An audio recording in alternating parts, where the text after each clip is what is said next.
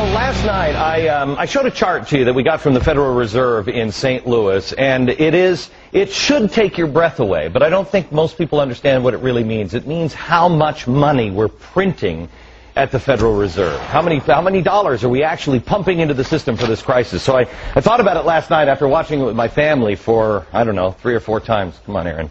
And I watched it with my family, and they said, Dad, I don't even know what that means. What does that mean? So I thought, there's another way that I could show this to you. There's another way that, at least Al Gore did it with a slideshow. Now everybody thinks that that's true. So why don't we show you some true stuff on the slideshow? And actually, because, you know, we're a 5 o'clock show, we're cheap, we had to go borrow Sean Hannity's set. So we're going into Sean's. Shh, we'll be very, very quiet.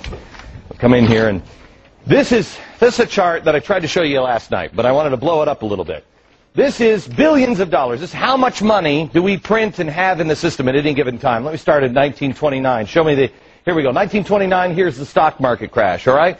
Now, if you see, we were on the gold standard, so we couldn't print much more money. We had the stock market crash, but we didn't do all of the stuff that we're doing now, just printing money. Go ahead, step to the next thing. Then we go up to 1941. That's the Great Depression. Still haven't pumped a lot of money into the system because, again, on the gold standard.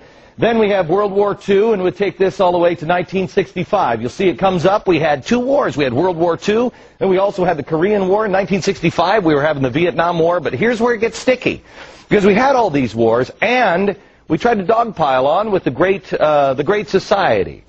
Well, how are we going to pay for all that? Well, 1971, Richard Nixon says, why don't we get rid of the gold standard? So that way, we can just print whatever we want. But we promise the rest of the world, oh, no.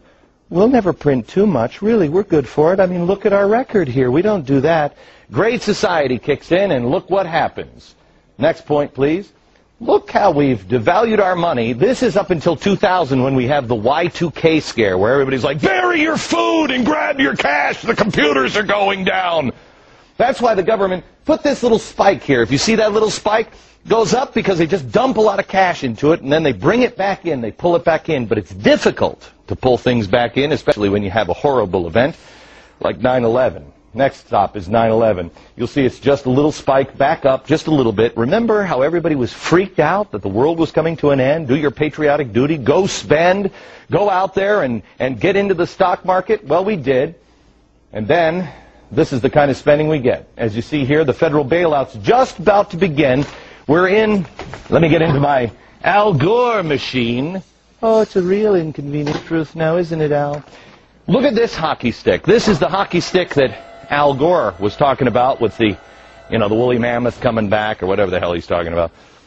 Here's where we were in September last year. But then the Treasury decided we need to start printing more money. This hockey stick should take your breath away. This is devaluing our money. You know, Al Gore said, global warming is not a political issue, it's a moral one. Thomas Jefferson said, doing this to our children is immoral. And I agree with him. We have pumped all of this money in and devalued our money. How is it not going to be worthless? This has never, ever been done by anybody ever before.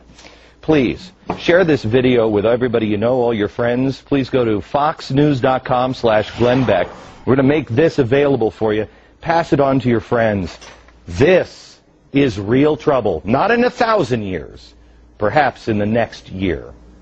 Back in a